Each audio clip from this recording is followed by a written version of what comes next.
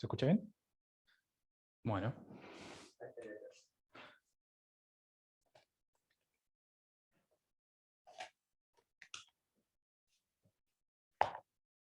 Bueno, muy feliz sábado otra vez.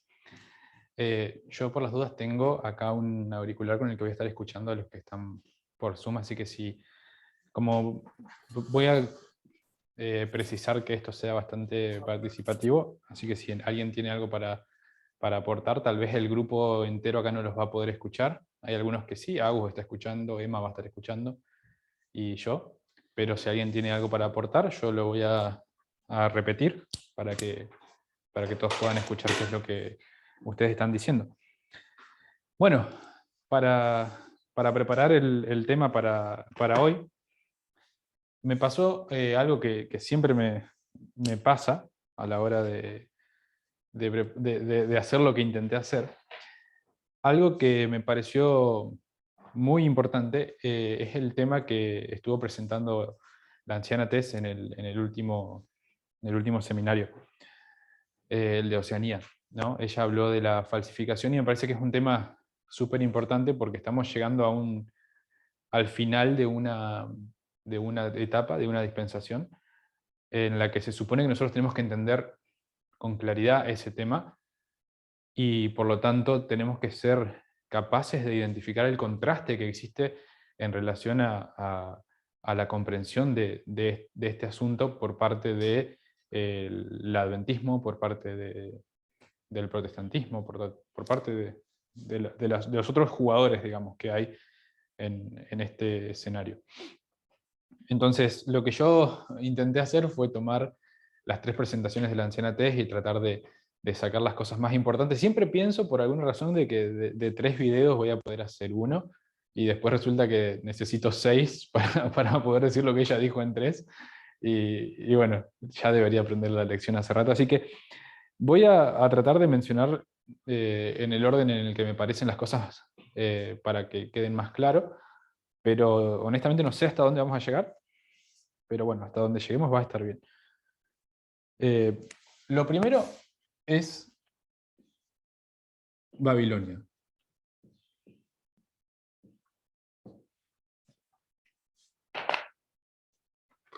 ¿Este escribe más claro?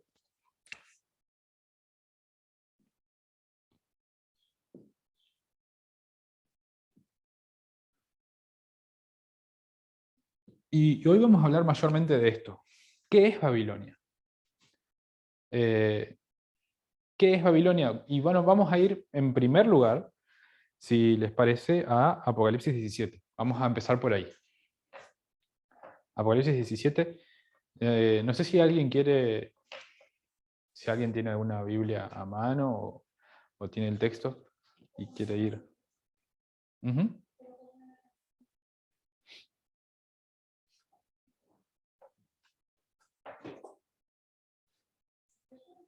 Ajá, Apocalipsis 17. Vamos a empezar desde... Ah, bárbaro, dale.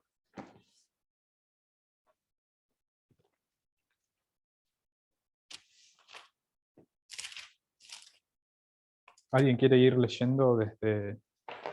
¿O tendría que leer yo nomás? ¿Cómo funciona? Yo me escucho mientras está bien.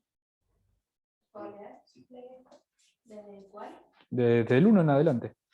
Vino entonces uno de los 7 ángeles que tenían las 7 copas y habló conmigo diciéndome: ven acá y te mostraré la sentencia contra la gran ramera, la que está sentada sobre muchas aguas, con la cual han fornicado los reyes de la tierra, y los moradores de la tierra se han embriagado con el vino de su fornicación. Y me llevó en el espíritu al desierto, y vi una mujer sentada sobre una bestia escarlata llena de nombres de blasfemia, que tenía 7 cabezas y 10 cuernos. Y la mujer estaba vestida de púrpura y escarlata, y adornada de oro, de piedras preciosas y de perlas. Y tenía en la mano un cáliz de oro, lleno de abominaciones y de la inmundicia de su fornicación. Y en su frente un nombre escrito, un misterio: Babilonia la Grande, la madre de las rameras y de las abominaciones de la tierra. Vi a la mujer ebria de la sangre de los santos y de la sangre de los mártires de Jesús, y cuando la vi quedé asombrado con gran asombro. Bueno, hasta ahí está bien. Se están riendo acá de mi dibujito, Pero bueno, yo no sé dibujar, entonces lo que hice fue un dibujo que es mitad dibujo y mitad ilustración, mitad, no, mitad, sí. Es para fines prácticos. Imagínense si miren esta parte del dibujo y piensen cómo hubiese dibujado yo 7 cabezas y después van a agradecer que haya hecho 7 líneas en vez de las cabezas. Bueno, pregunta, ¿qué es lo que ve Juan? Una mujer sentada sobre una bestia escarlata. Bien. ¿Y qué más? 7 cabezas, 10 cuernos. Ujú. La identificación. Y cada uno de ellos nombres Y en el versículo 5, ¿qué es lo que encontramos? Un nombre escrito. Babilonia la Grande. Ok. ¿Y el nombre está escrito en quién? Al frente. ¿De quién? la mujer. Ok, acá está el nombre, ¿no? Esto me resulta interesante. ¿Saben que yo estuve estudiando estos días Apocalipsis 17? Ya lo he hecho varias veces en el pasado, y es como que igual nunca, siempre me quedan cosas que digo, ¿y esto cómo lo encajo, ¿no? ¿Dónde encaja esto? Pero bueno, acá está escrito este nombre. Entonces, lo que yo no quiero profundizar mucho hoy, solamente quiero que veamos cosas puntuales.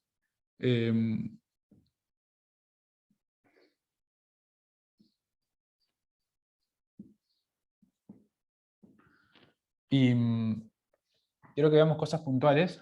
Y básicamente lo que quiero mostrar con este texto es que Juan está viendo a Babilonia. Entonces, ahora yo lo que quiero que ustedes me digan es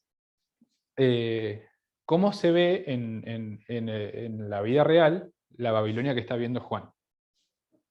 La iglesia. Ajá. Pero históricamente, si vamos a la historia, ¿cuál es la Babilonia que está viendo Juan? Está viendo Roma. Roma pagana. ¿Roma pagana? Papá. Ah, sí, porque fue llevado por el espíritu al desierto. Ok. ¿Y se acuerdan? Hemos hecho algunos estudios de esto. ¿Cuál es el punto exacto en el que Juan está viendo a la mujer? Como 1798. Claro, Ella ahí. está ebria de la sangre. Exacto. Es la mujer en 1790. Entonces, esto es importante. ¿Cuál es la Babilonia que está viendo Juan entonces? Roma papal. Roma papal. Y si hablaríamos de Babilonia, ¿por qué? Porque todo el tema que estamos tratando de abordar es Babilonia moderna, ¿no? Entonces la pregunta es, esto que acabamos de leer en Apocalipsis, que traté de representar acá, ¿es Babilonia moderna? Y no es la antigua. Hay una más antigua. Ajá, hay una más antigua. Sí, es verdad. ¿Pero esto es Babilonia moderna? O sea, Babilonia moderna, acá si es 1798 es cuando recibe la herida mortal Ajá. Babilonia. Después tiene que ser sanada de esa herida. Ok, pero entonces... Moderna sería actual. Para vos. Y bueno, vamos a hacer el contraste entonces. Cuando vamos a este año, previo al 1798, ok, porque el 1798 es, a partir de acá, herida mortal. Ok. De acá para atrás, ¿qué Israel encontramos? Ok, ¿estamos? Entonces, el Israel moderno comienza recién ¿dónde? Acá, para acá. Bueno. Entonces, ¿la Babilonia que está viendo Juan es Babilonia moderna? No todavía. No. Incluso si los dos primeros, el primer párrafo del versículo 8 dice, la bestia que has visto era y no es. O sea, es en el momento que no es. Y está para subir e ir a perdición. Ujú. Eso está bueno porque lo que le está diciendo es que la bestia que has visto, ahí es donde a mí, les comento porque también le quiero comentar las cosas que a mí no me cierran, porque Juan está, el ángel le está mostrando a Juan una mujer que es Babilonia, está sentada sobre una bestia, gracias a todo el texto nosotros podemos identificar que se está refiriendo puntualmente a esta parte, ¿sí? Es en este momento, pero cuando habla en el versículo 8 no habla de la mujer, habla de la bestia. La bestia es la que ya no es, ¿no? Entonces, fíjense que en ningún momento se habla de que la mujer vuelve a subir. Sin embargo, por eso le digo, no es tan sencillo, porque de todas maneras la imagen inicial es de una mujer que está sobre una bestia que tiene 7 cabezas. ¿Sí? O sea, estamos acá, por lo tanto, si yo me voy a la sexta o a la séptima, en teoría, la mujer sigue arriba de la bestia porque estaba sobre la bestia con las 7 cabezas, por más de que sabemos que estas ya pasaron. Solamente a modo de repaso voy a poner acá Babilonia, Medo-Persia, Grecia y Roma pagana. Entonces, esta, Roma papal, se asocia con Babilonia. Y esta es la que va a volver a subir. ¿Ok? Y es, como dice el capítulo 17, es el octavo, ¿no? Luis, Sí. como no se ve la imagen, quizás o para el video que va a quedar, estaría bueno si nos nombrás el orden de las bestias, no, mejor dicho, de las cabezas, que las que estás representando en el dibujo, entiendo, solo que no se llegan a ver la numeración por la imagen, si te parece. Bueno, me dicen que no se ve esto no se alcanza a ver en la pantalla, perdón, yo no me veo. Bueno, después podemos mandar una foto. El orden yo lo puse así: Babilonia, Medo-Persia, Grecia, Roma pagana, Roma papal, y acá dejé el 6 y el 7 sin completar. ¿Ok? Entonces, antes de seguir, yo quiero que vayamos a Apocalipsis 13. ¿Sí? Entonces, vamos a leer hasta el versículo 3. El que quiera leerlo, puede leer.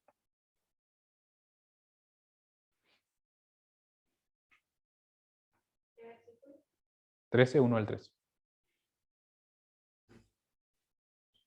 Me paré sobre la arena del mar y vi subir del mar una bestia que tenía 7 cabezas y 10 cuernos, y en sus cuernos 10 diademas, y sobre sus cabezas un nombre blasfemo. Y la bestia que vi era semejante a un leopardo, y sus pies como de oso, y su boca como boca de león.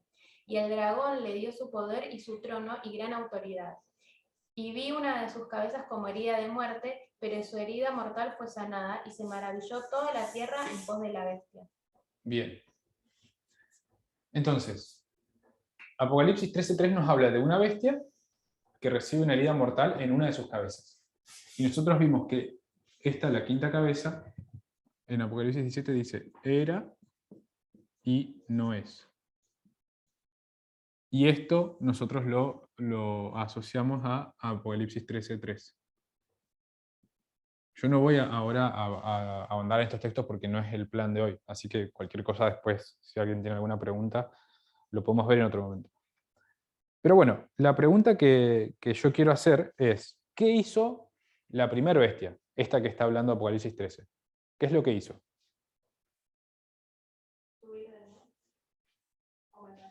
¿Sí? ¿Y qué dice el versículo 4? Sí. ¿Sí?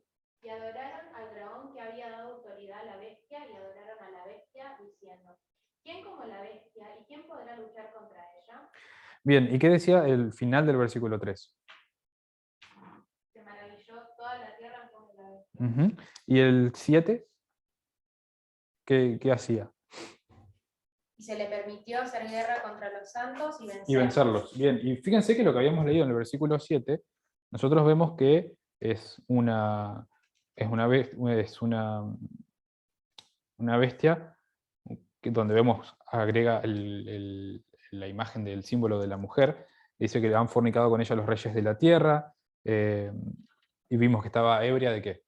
De la sangre de los santos, tenía los nombres blasfemos, etc. Entonces vemos que estamos hablando de lo mismo. Eso es lo que hizo la primera bestia. Y entonces lo que yo quiero resumir es esto acá. A ver cómo lo puedo hacer.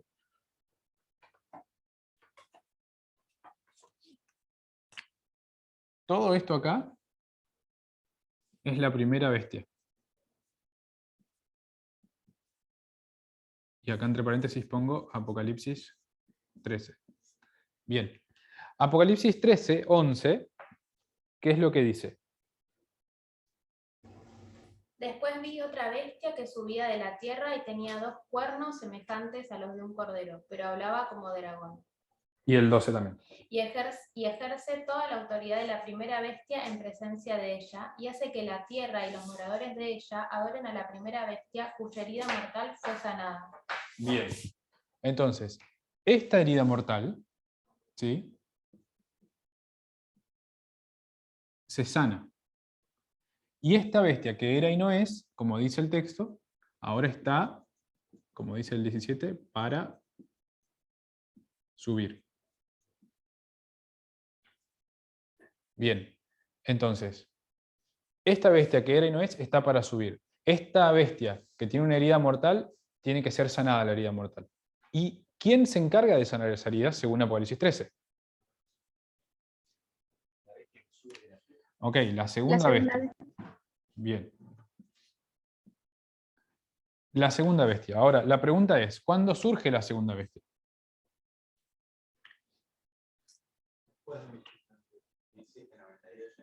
Bien.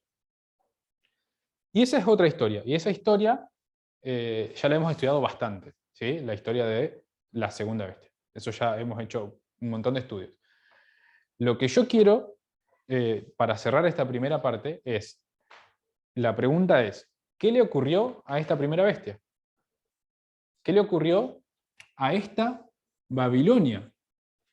Vieron que la primera pregunta que yo les hice fue, ¿cuál es la Babilonia que está viendo Juan? Y entonces la respuesta que ustedes me dieron es, bueno, que sufrió una herida de muerte. ¿Y qué más o sea, ¿qué le ocurrió? ¿Qué dirían ustedes? ¿Qué otro término utilizarían para describir lo que le ocurrió? Exactamente. Ahí es donde quería llegar. Entonces, esta primera bestia, lo que le ocurrió fue que entró en dispersión. Y la pregunta que les hago, entonces, es, ¿por qué hablamos de dispersión hablando de la bestia? ¿Alguien? Porque la idea es que entre todos vayamos un poco recordando lo que habló Tess hace un par de semanas. Y porque Satanás quiere copiar la forma que tiene Dios de dirigir a su pueblo. Entonces también dispersa a un pueblo que no le está haciendo caso a él. O sea, de la misma forma que Dios dispersa a su pueblo porque su pueblo desobedece, Satanás hace lo mismo con su pueblo que no le obedece. Bien. Es medio difícil de pensarlo. Sí. ¿Se escuchó bien lo que dijo Emma? Ok. Bueno, lo que Emma está diciendo entonces es que Satanás, así como Dios dispersa a su pueblo cuando su pueblo desobedece, es lo que hace Satanás cuando su pueblo no le obedece. Y justamente en este momento, cuando la primera bestia entra en dispersión, vamos a decirlo así, vemos que surge el pueblo de Dios, comienza a surgir, y Dios empieza a reunir. Yo no sé, no quiero ser categórico con esto, pero no sé si en 1798 Satanás dice voy a dispersar a mi pueblo. Me parece más como una dispersión, no sé, obligada, como que no le quedó otra. Eso es mi opinión. El pueblo de Dios había estado, previo a 1798, en dispersión durante 1260 años. Pero yo no sé si se lo consideraba de esa manera, ¿sí? Porque cuando se lo comienza a considerar de esta manera. Exactamente. Entonces ahí es donde pasamos a la segunda parte. O sea, Dios comienza a reunir a su pueblo. ¿Y cómo sabemos nosotros que Dios comienza a reunir a su pueblo? ¿Cómo lo sabemos? Ok, sí, pero ¿cómo sabemos que eso que está haciendo Dios se llama reunión? Vos lo dijiste recién. Ok. Entonces, Elena de White nos dice que Dios comienza a reunir a su pueblo. Perfecto. Entonces, a partir de ahora es donde comienza una historia muy interesante, no solo para nosotros, sino para Satanás. Porque su bestia sufrió una herida mortal, su bestia ya no es. Y por lo que vemos de esos años, esa herida mortal que sufre en 1798, sigue, no sé, es como que se sigue empeorando. Y hay varias cosas que yo quería decir, pero me voy a quedar con un ejemplo nomás, como para que quede... ya no sé dónde escribir, yo soy un desastre con esto, pero bueno, no importa. Para que quede más o menos ilustrado qué es lo que le pasa. Tess habló en el seminario de que pasó de el imperio del Vaticano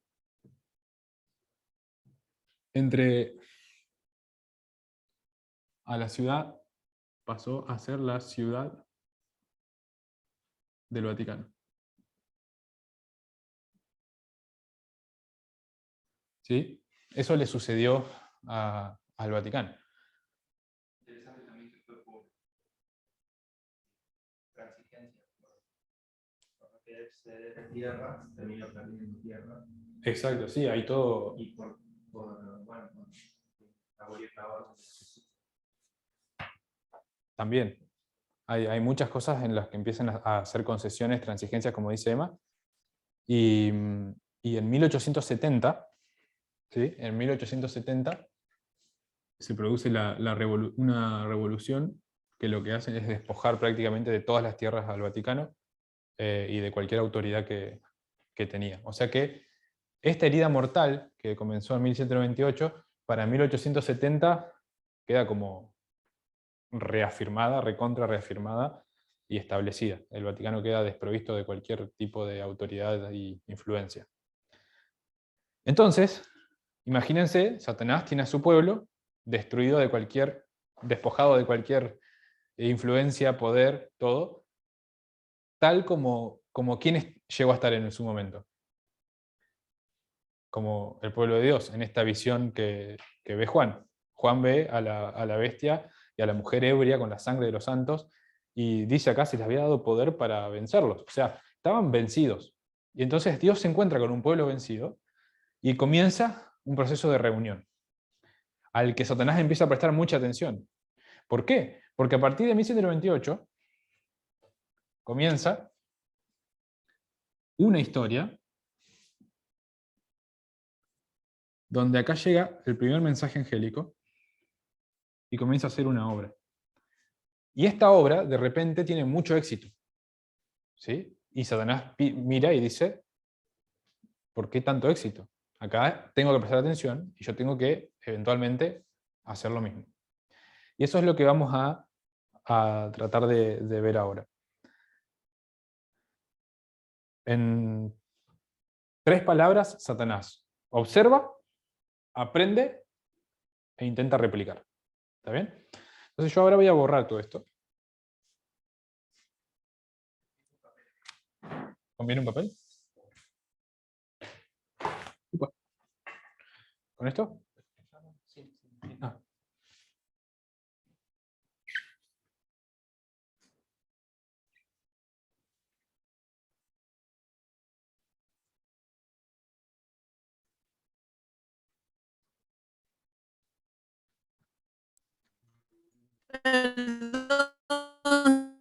Sacaron fotos.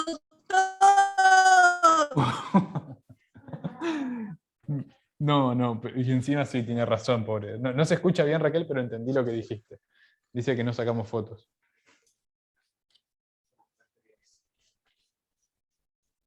Esteban dice que igual se veía bien. De última en el video. Pobre yo. ¿Eh? Pobre yo.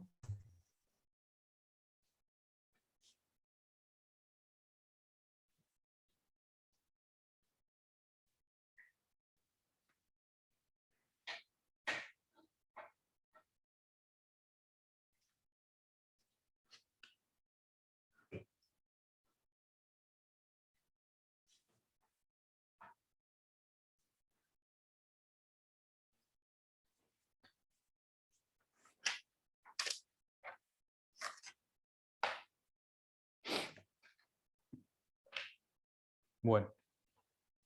¿Vos tenías alguna cosa para hacer una línea más recta o no?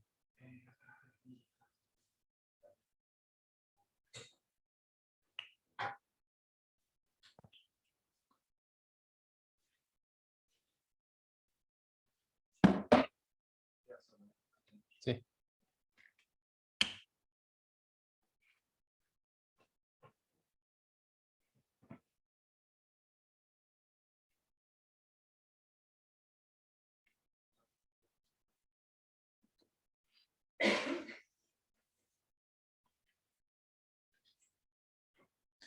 Bueno.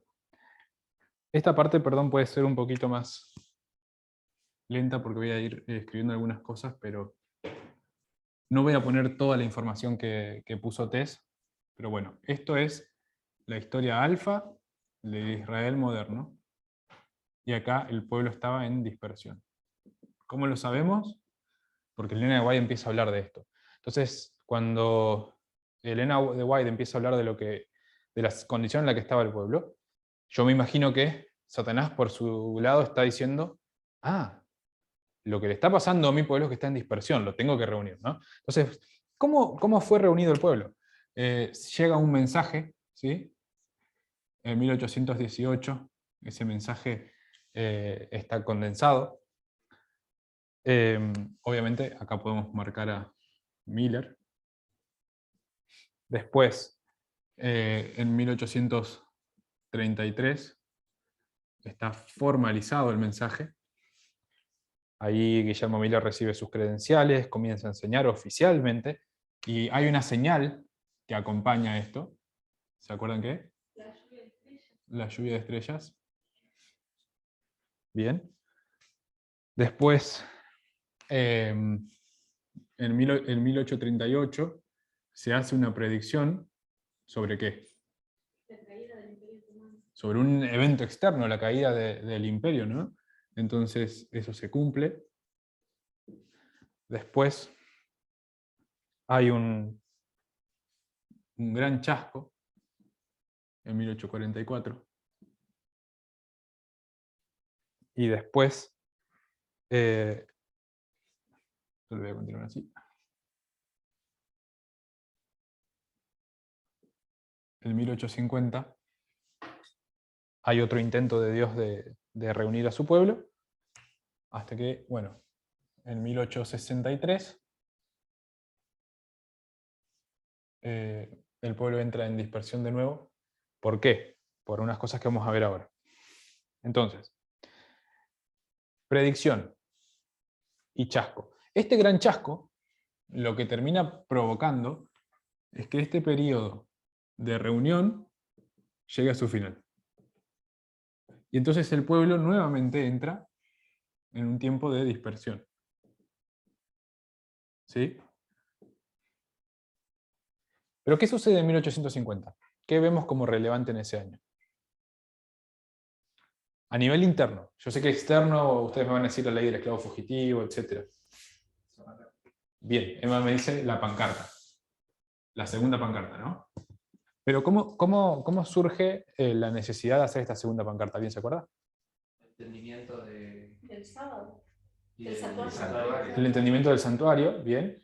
Pero ¿cómo?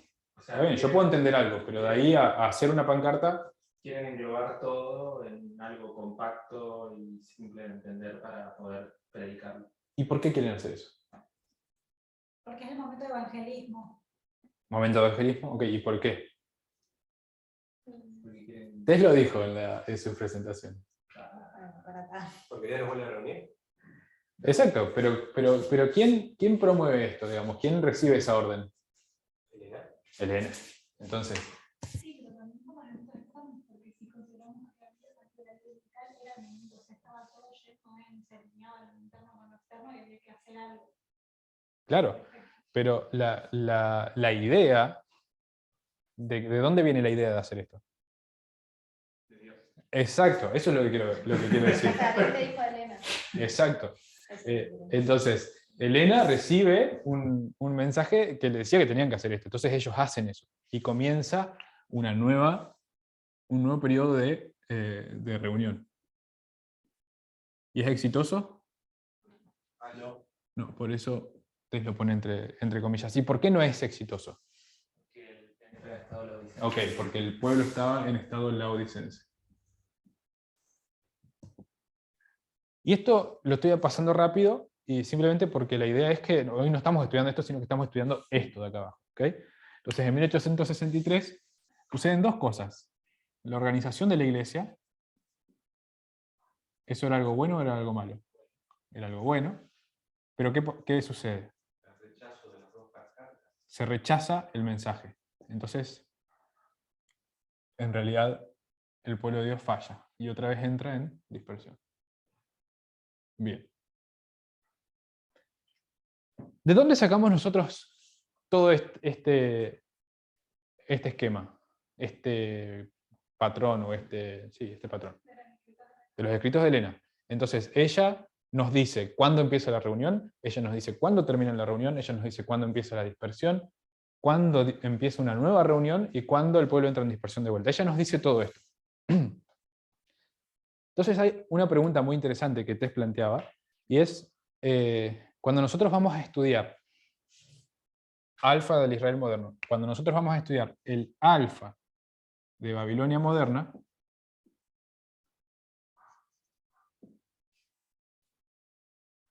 ¿está bien que estemos buscando una línea de reforma?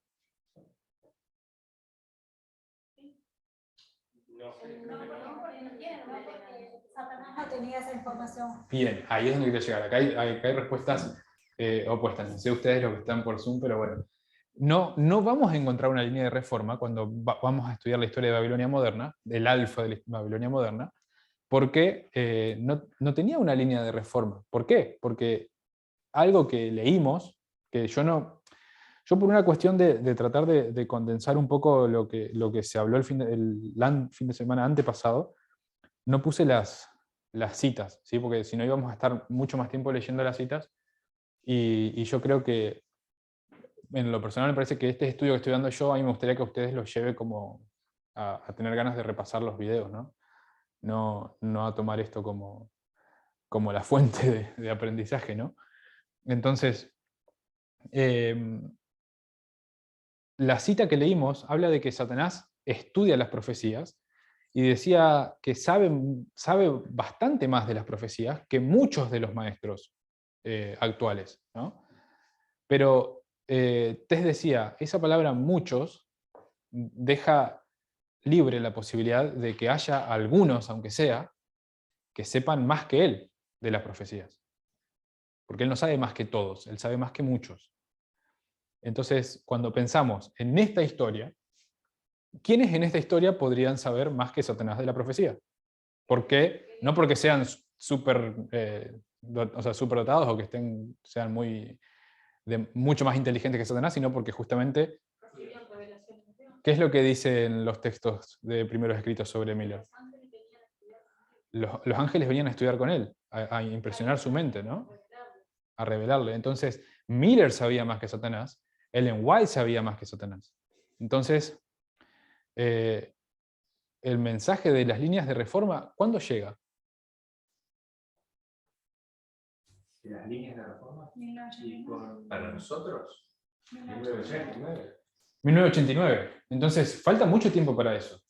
Y Dios utiliza una persona a quien le va a traer este mensaje de las líneas de reforma. Entonces, Satanás no tenía cómo saber las líneas de reforma. Por lo tanto, si nosotros vamos a estudiar el Omega de la Babilonia moderna, ¿Qué sí es más probable que nos encontremos? Una línea de reforma.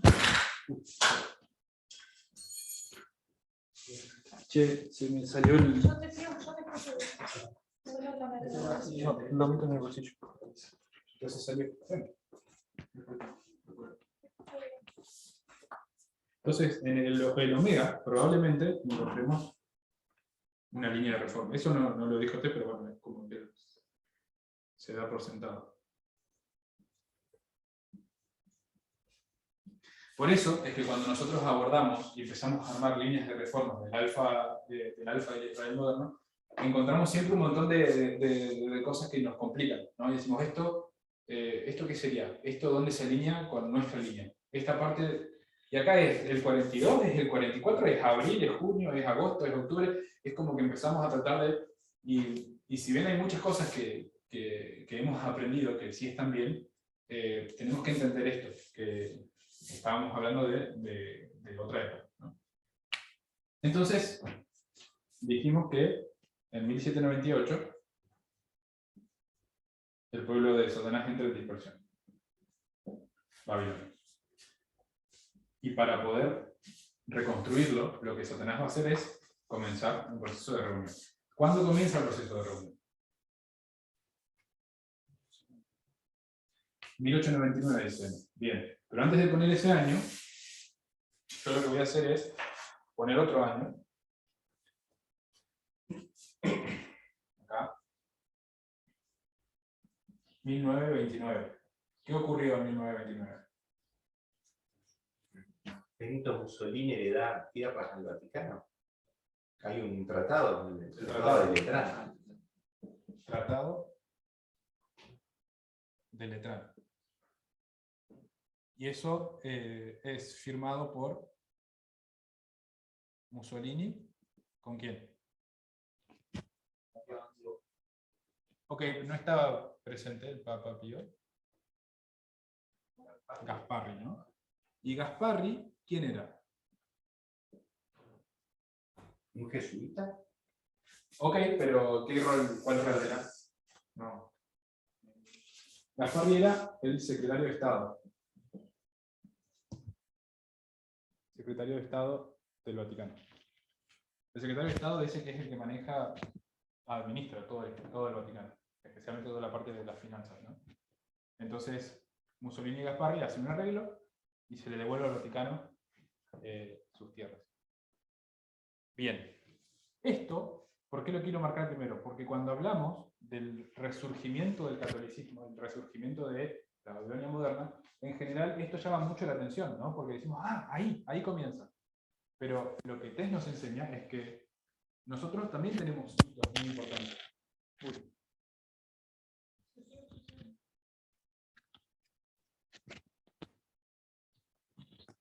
Nosotros también tenemos hitos muy importantes como la predicción de la caída del Imperio Otomano, como 1844, 1833, pero nosotros no vamos a ese evento importante y marcamos el inicio de la reunión, sino que vemos que debe haber habido algún proceso que lleve a Mussolini y Gasparri a hacer ese acuerdo, ¿no?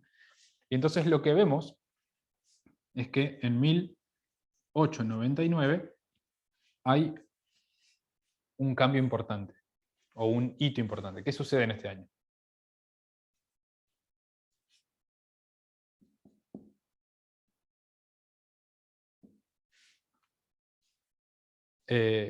Eugenio Pacelli, que va a ser posteriormente el Papa Pío XII, se lo hace obispo, ¿no?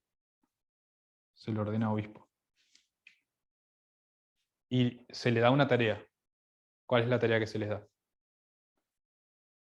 Estoy también evaluando cuántos se acuerdan de las presentaciones de test de hace 2 semanas. ¿Codificar la ley o la ciencia? Exactamente. Reescribir, ¿qué cosa? Reescribe el canon. Sí.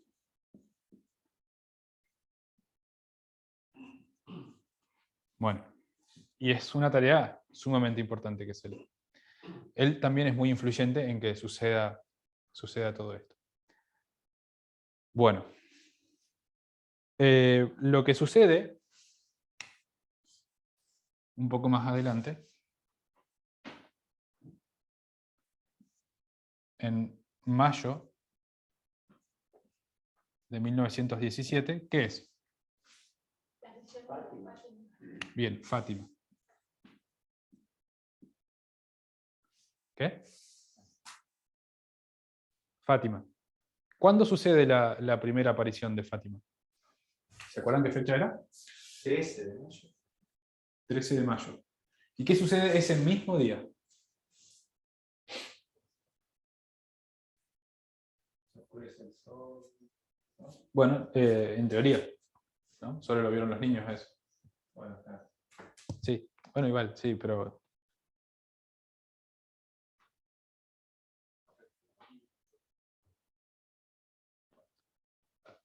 La visión de Fátima. Otra cosa, aparte, lejos de Portugal. ¿Qué pasa? Entonces no pasa una revolución. A alguien es nombrado arzobispo. ¿Quién?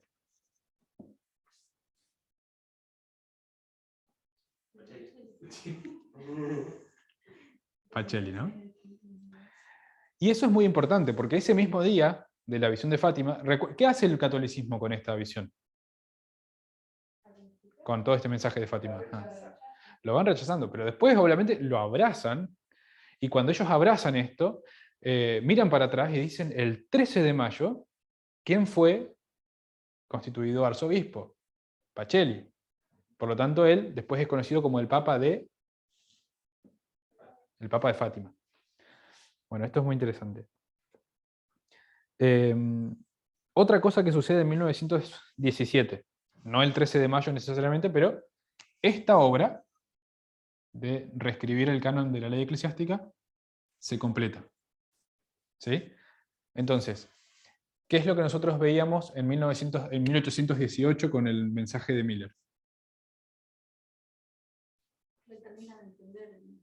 Se completa, ¿no? Se completa el mensaje. Bien.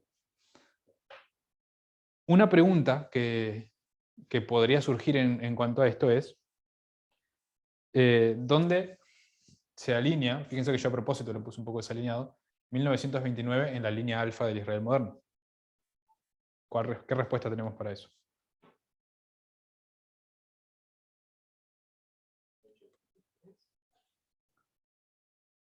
No, tendría que ser en algún punto acá. ¿1929? ¿Para el 1929? Sí. No necesita alinearse con nada. Ahí está. Porque es relacionado a la parte externa del Bien. Vaticano con la cual Dios no estaba trabajando, pero Satanás sí tiene que trabajar. Bien. ¿Se entiende lo que dijo Esteban? Lo que te explicó y que tiene mucho sentido es que en esta línea, en la de la Babilonia moderna, nosotros vamos a encontrar eventos muy relacionados con cosas externas, relacionadas a Hitler, relacionadas a Mussolini y todas las cuestiones vinculadas al gobierno. Y a diferencia de eso, cuando Dios está reuniendo a su pueblo, Dios no está reuniendo a un Estado, a una nación. Dios está reuniendo ¿a qué cosa? Una iglesia, un pueblo. Dios no tiene que lidiar con el Estado para reunir a su pueblo. Por supuesto que hay cuestiones del Estado que van a afectar o influir en su pueblo, pero Dios no tiene que lograr que una persona sea nombrada, que una persona llegue al poder, todas esas cosas sí las tiene que hacer Satanás. Entonces el mensaje, la reescripción del canon eclesiástico se completa en 1917, es decir, hay un aumento de conocimiento para ellos, pero todo esto no sirve de nada para ellos si en algún punto no alcanza la influencia que necesitan que alcance. Entonces, el pacto de Letrán, el tratado de Letrán, logra eso.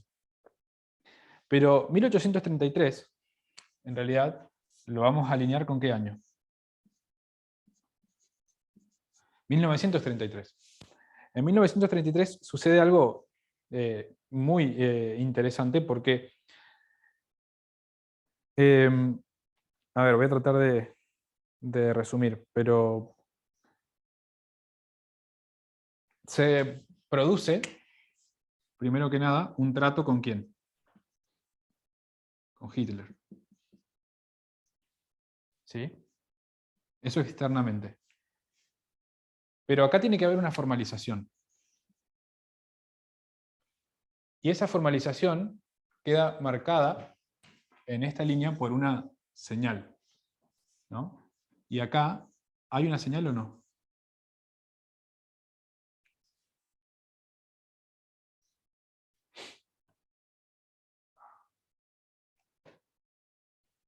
En 1933 también la Iglesia se une con el fascismo. Y esto estaba alineado con ¿qué? ¿Cuál era el mensaje profético de mayo de 1917 para ellos? Destruir el comunismo. Entonces, la Iglesia se une con el fascismo. Esto formaliza un poco esa idea, pero hay una señal también sobrenatural que ellos la toman como una señal. Sí. El fascismo era una respuesta opuesta, en principio, desde el nacionalismo hacia el comunismo que venía de la parte de los bolcheviques, etc. Y era también la respuesta nacionalista que hacían tanto los italianos como los alemanes. Era como el opuesto. Exacto. Bueno, lo que se produce en 1933 es conocido como la tormenta de Fátima.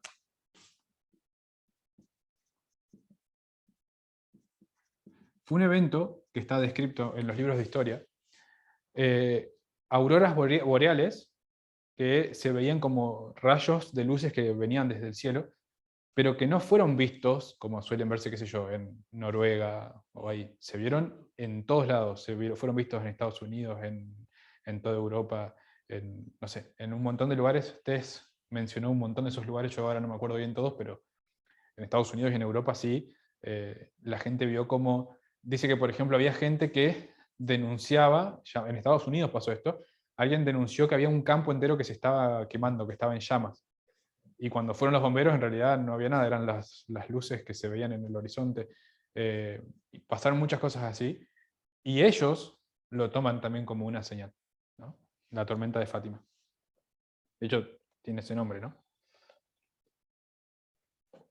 Bueno. Después, en 1938, se produce una predicción para ellos también. ¿Qué es lo que Fátima les habla? ¿De qué es lo que les predice?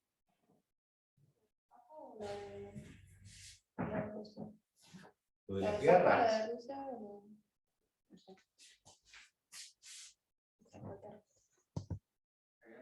La Segunda Guerra Mundial, ¿no? Después del 39 y 45. Exacto. Y la Segunda Guerra Mundial empieza en el 39. 1939. Entonces, fíjense, acá en 1838 está la predicción. Y en 1840 está el evento externo que se cumple.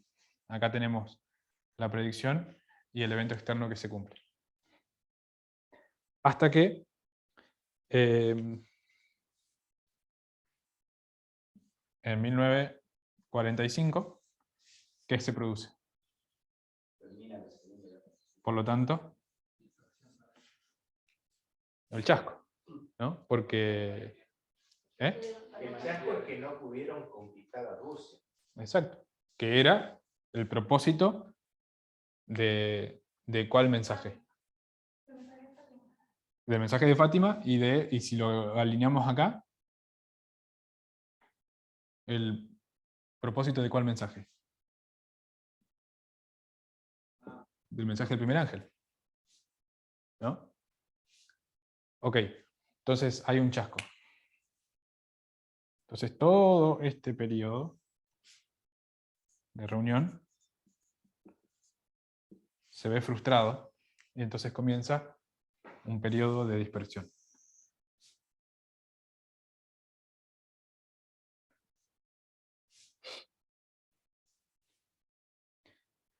¿Cuándo concluye ese periodo de dispersión? Según lo que estamos viendo. No. 1950. ¿Sí? Fíjense que los años incluso guardan cierta cercanía, ¿no? 100 años del Ujú. Bueno, en 1950 el Papa establece, no sé si está bien decir establece, pero el dogma de la Asunción de María. ¿Sí? Fíjense qué interesante, porque en parte este chasco, este fracaso, es ¿por qué? Por haber rechazado el mensaje de mayo de 1917. ¿No? Entonces, en 1950 lo que el Papa Pío XII hace, que el Papa Pío XII era, y también conocido como el Papa de Fátima, y de Hitler, también es verdad, el Papa de Fátima, pero el Papa de Fátima lo que hace es, voy a poner el dogma de la Asunción de María. Y entonces él lo hace en una fecha que es el 1 de noviembre. Sí. Quiere decir que los católicos antes de esa fecha no creían que María estaba en el cielo. Entonces con eso apoyan de que era Fátima, era María misma que les daba el mensaje. Si me preguntás, la verdad no lo averigüé. Yo solo lo único que leí es que le dio fuerza al mensaje de esto, o sea, le dio trascendencia. Como que no lo apoyaban porque decían, ¿quién es la que le dio el mensaje? No sé, no quiero decirlo oficialmente porque no lo... Y entonces él hace eso en esta fecha, ¿y qué es lo que él ve en esa misma fecha?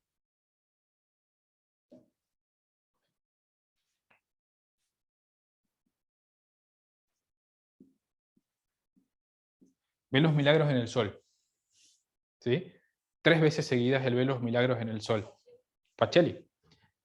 ¿Cuáles milagros en el sol? Los mismos que los niños habían visto acá. Entonces él lo toma como una confirmación de su trabajo. Después, al suceder esto, él lo declara en 1950 como un año santo. ¿Sí? Y hay un intento de reavivamiento muy grande. Y yo anoté acá algo que no lo estoy entendiendo. Lo que hace Pacelli, empieza una obra de, la palabra en español sería reempaquetar el mensaje de 1917. Se empieza a dedicar a eso exclusivamente. ¿Sí? Por lo tanto, comienza un periodo de reunión.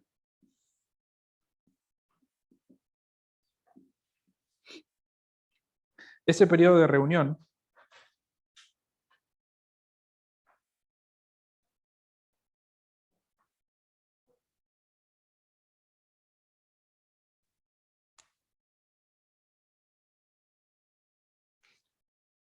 termina en 1962.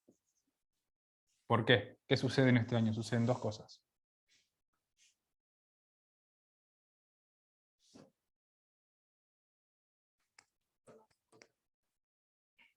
Está el Concilio Vaticano, ¿Ok? Hay un proceso de organización. pero hay compromiso también. Rechazan el mensaje de Rusia. ¿Por qué rechazan el mensaje? ¿Qué es lo que hacen que manifiesta o que demuestra su rechazo? Básicamente Con la iglesia ortodoxa. exacto. Hacen un pacto con el comunismo. Y 2 años antes,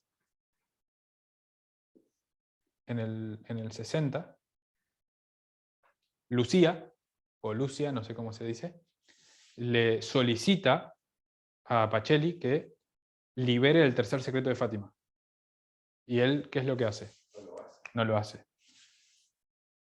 Entonces rechaza a Fátima.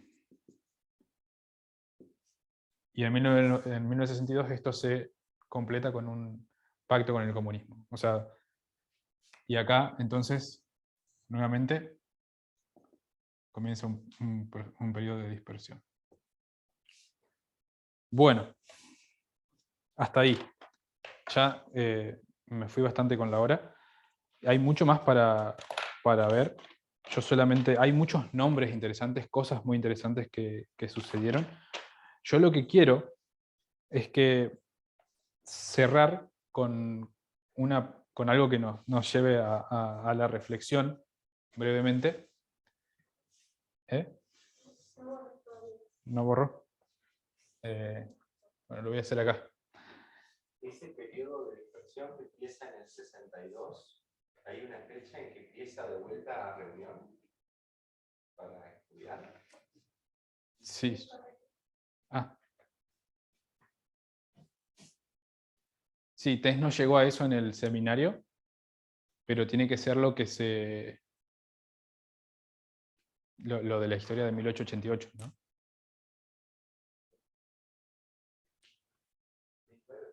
De 1888.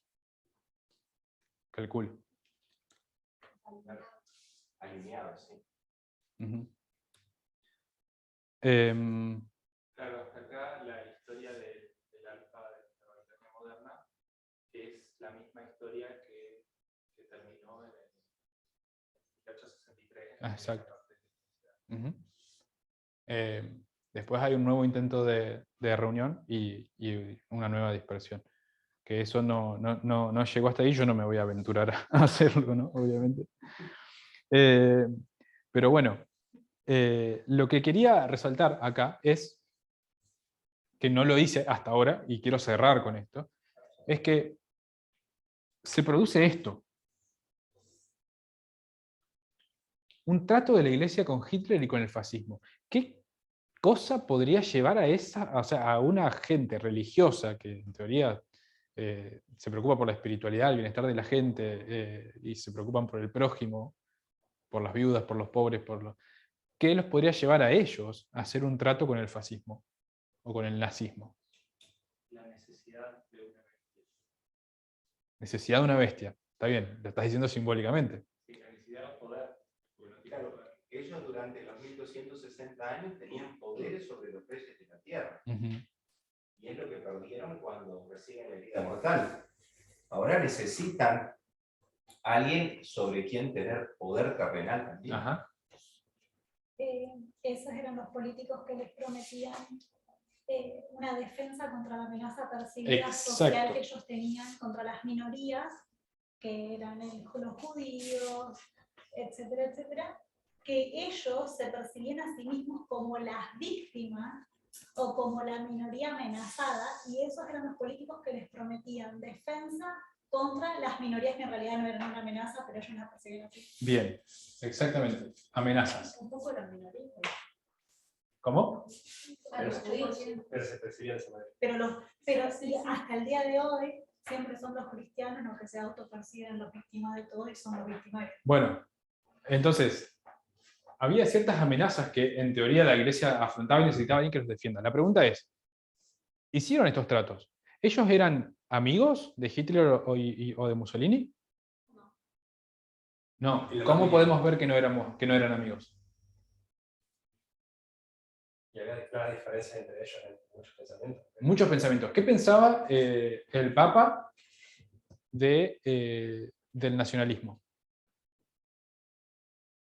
O sea, no sé esa respuesta, pero moralmente Mussolini tenía inmoralidad con una serie de cosas, y bueno, no condenaban esa inmoralidad a los papas, sino que les servía... Sí, incluso hay citas que hablan de que ellos no necesitaban que él sea una persona moral, sino que era la persona elegida para darle a la Iglesia. Hay una cita en la que el Papa declara que para el aspecto material se requiere un totalitarismo fascista, pero para el aspecto espiritual entonces también se requiere un totalitarismo católico.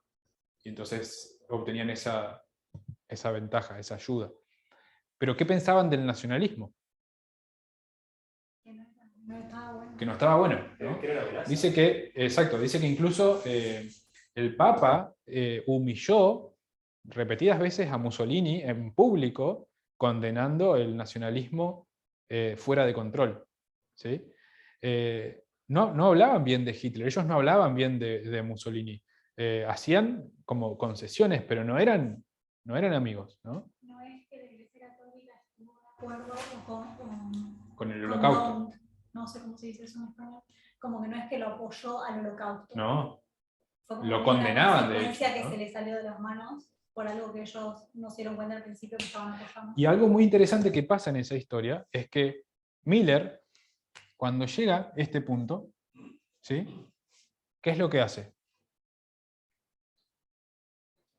Miller rechaza.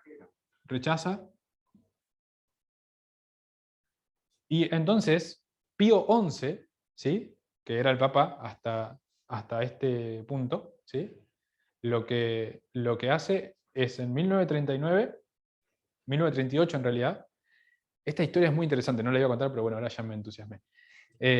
Agarra y él dice que se llenó de un remordimiento muy grande por lo que sus tratos con el fascismo y el nazismo habían logrado, y él se veía venir la guerra y todo lo que le iba a suceder a los judíos, ¿no? Que ya les venía sucediendo en realidad.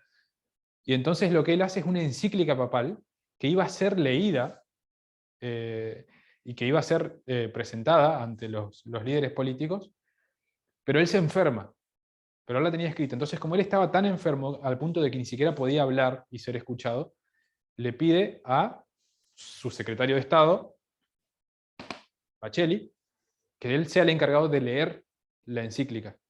Y le dice, no solo quiero que la leas, sino quiero que hagas muchas copias y se las envíes a todos los obispos de la Iglesia Católica. Entonces, eso se envía a la imprenta hace muchas copias. Pero ¿qué pasaba? Él estaba a punto de rechazar el mensaje, ¿no? ¿Y quiénes no estaban de acuerdo? Pacelli, Gasparri, todos los que estaban alrededor. Y entonces, Venturi, que es otro del que no hablamos hoy. Y entonces, ¿Quién estaba a punto de rechazar? Pío XI, el Papa. Pío. ¿Sí? Tenía un remordimiento muy grande. Los otros no tenían remordimiento, los otros querían seguir con el plan, ¿no? Y milagrosamente, el día de la lectura de la encíclica, a las 5:20 de la mañana, muere Pío XI. ¿Qué es lo que hace Pacelli? Automáticamente. ¿Desaparecer todas las copias? Todas las copias. Desaparece todo. Y esa encíclica nunca es leída. Y entonces la historia... ¿Leía su Pío XII, Pacelli? Sí. Ahí en el 39. Por eso es el papa de Hitler. ¿Qué día iba a ser leída?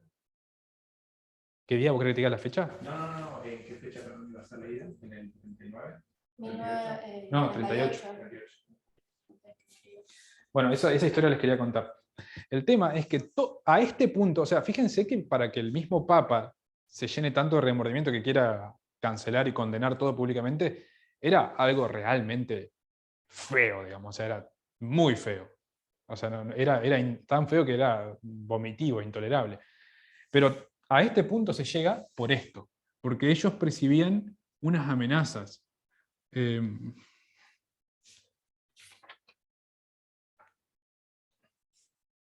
Voy a poner el año 1932, ahora no importa por qué, porque si no voy a tener que explicar esa fecha, pero no importa. Acá es donde el Papa Pío XI, en un lugar público, explica cuáles eran las mayores amenazas para el mundo y para la Iglesia. Y entonces dice que eran los judíos, que eran los socialistas, obviamente, que eran los masones, y que eran el proselitismo protestante. Entonces, Mussolini le brinda todo lo que necesitaba para pelear contra esto. ¿Sí? Ahora, rápidamente, y ahora sí para terminar, voy a comparar esto con 1888. Esta historia que ya estudiamos en el archivo de cómo la Constitución se volvió cristiana. ¿Cuáles eran las amenazas percibidas en esta historia, como 50 años antes? Judíos, desde el otro punto de vista. sí, secularistas, adventistas, Y libres pensadores. los secularistas, y los católicos. Estamos en la otra parte del mundo, pero fíjense que Lo único que cambia es el protestante. Sí. Que es la mayoría reinante la que piensa que esta gente le va a hacer algo. Obviamente, es la mayoría la que se siente amenazada por la minoría. En Estados Unidos, los protestantes por los católicos, y en Europa, los católicos por los protestantes, en ese momento, ¿no? Y la conclusión es hoy, 2021. Y no voy a hablar de ni los protestantes ni los católicos. Voy a poner católicos, protestantes, y voy a poner adventistas. Y acá es donde cerramos el círculo de por qué empezamos hoy tratando de entender la importancia de definir esto. Porque hoy en día, el adventismo, ¿cuál piensa que son las principales amenazas?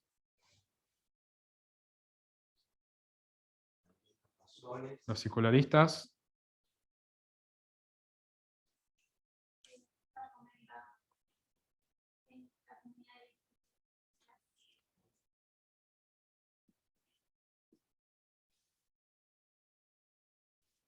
¿De dónde sacamos estas amenazas?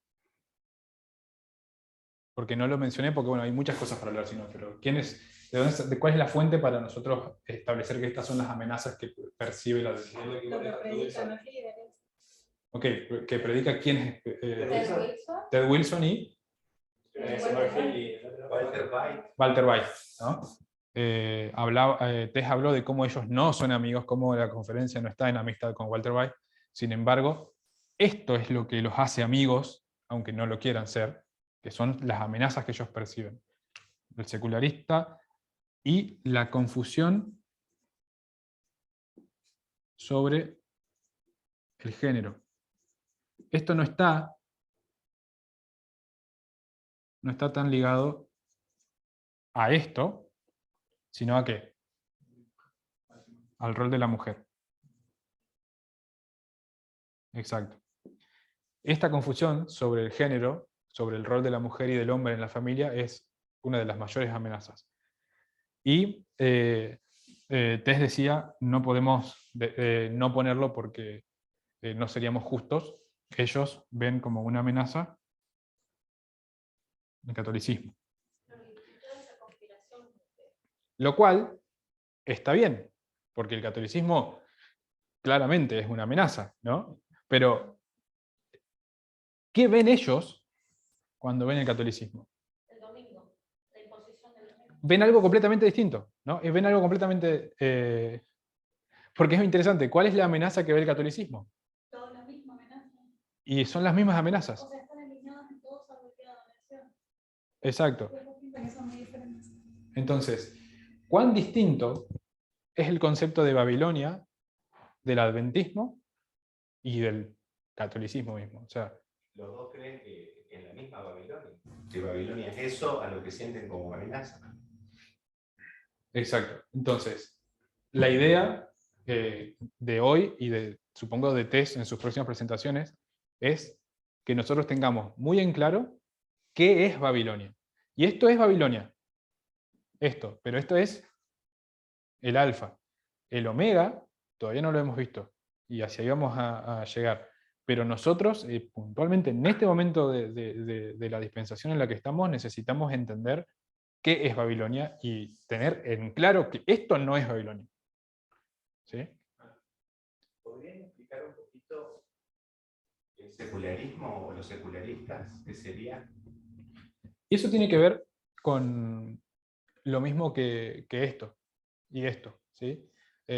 Vieron que Walter White habla mucho del nuevo orden mundial, de la masonería, de la familia Rothschild, todo ese tipo de cosas.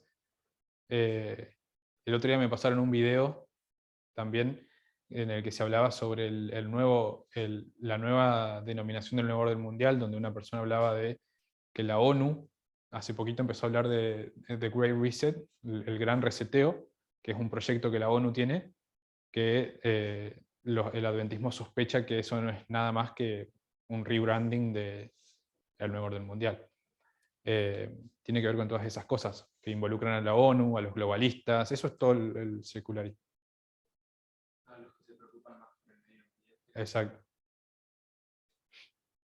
Así que bueno, hasta ahí no sé si hay alguna pregunta para la gente que está en otro lado. Sí.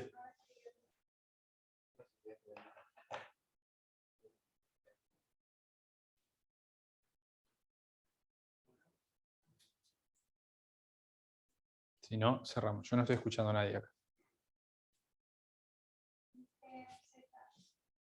En los votos bautismales se nos aclara que la iglesia no puede ser considerada como Babilonia, pero que a medida que avanzamos vemos que la iglesia tiene muchas iglesias allí. ¿Cómo entendemos? Eso es una diferenciación muy, muy sencilla, porque incluso la manera en la que Tess terminó su última presentación fue animando al pueblo de Dios a salir de Babilonia, del mindset de Babilonia, dijo ella, ¿no? De la mentalidad de Babilonia. La iglesia no es Babilonia, no puede serlo, porque la iglesia es la iglesia es el barco que está a punto de naufragar, pero eso no quita que la mentalidad, la cosmovisión, sea la misma o comparta muchos aspectos con la cosmovisión de la propia Babilonia. Claro, yo lo entiendo también como cuando sacó Moisés al pueblo de Egipto, y era como que tenía que después sacar a Egipto Exacto. de la mente del pueblo. Ellos anhelaban vivir en Egipto. Bueno, quizás la iglesia no es Babilonia, obviamente, pero sí capaz anhela vivir en Babilonia. Incluso si un israelita está cautivo en Babilonia, no es Babilonia él. ¿Y no? Es una cuestión de ADN. Yo creo que podríamos pensar lo mismo con respecto a la mentalidad de Israel en el tiempo de Cristo. Es decir, Israel no era Babilonia, pero está en una situación de paganismo al igual que cualquier otro pagano, porque no estaba adorando al Dios verdadero o a la verdadera imagen de Dios. Claro, adoraban al Toro Apis. No era Babilonia, en ningún momento fue Babilonia, es Israel, pero estaba en la misma condición que cualquier pagano de la época, cualquiera la falsificación que Satanás tenía en esa época. Exacto. Entonces, en ese sentido, no es Babilonia, pero puede tener la mentalidad de Babilonia. Sí. En cierto sentido, si queremos ser más generales todavía, Dios quiere rescatar al mundo de lo mismo, digamos, a todas las personas. Exacto. O sea, hay ateos que tienen mentalidad de Babilonia. Es lo mismo. Bueno, ¿oramos?